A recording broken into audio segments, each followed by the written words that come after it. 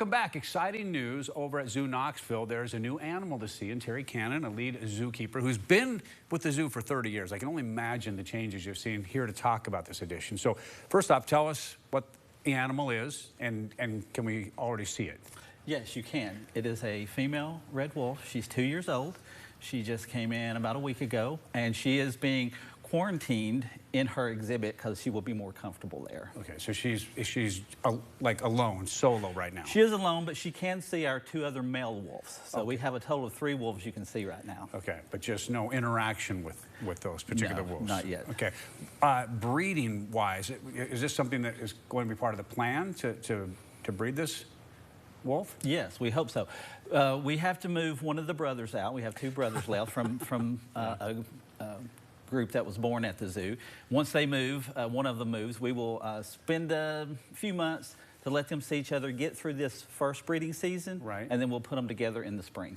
Okay, matchmaking. That's part of your job as well, apparently. It's what we do. There you go.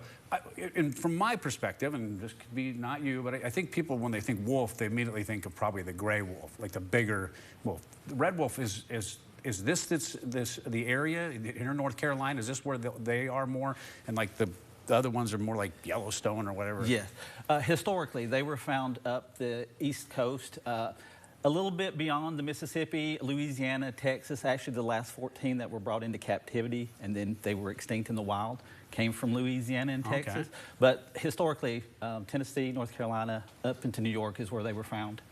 Okay, and then if you want to see the other ones, I guess you go up to Montana or something like that. Yes. All right. How can people help out, and what can they do to help out? As far as, can they do anything other than just be chill when you're looking?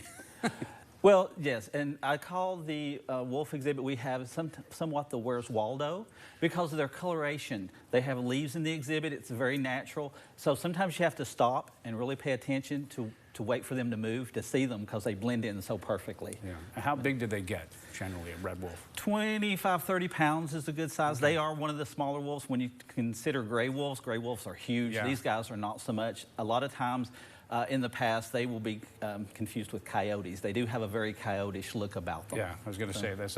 When they want to make you afraid of a wolf in a movie, they go get a big gray wolf. Big grays, yes. All right. Terry, thank you for all that information. Back to you, Lori.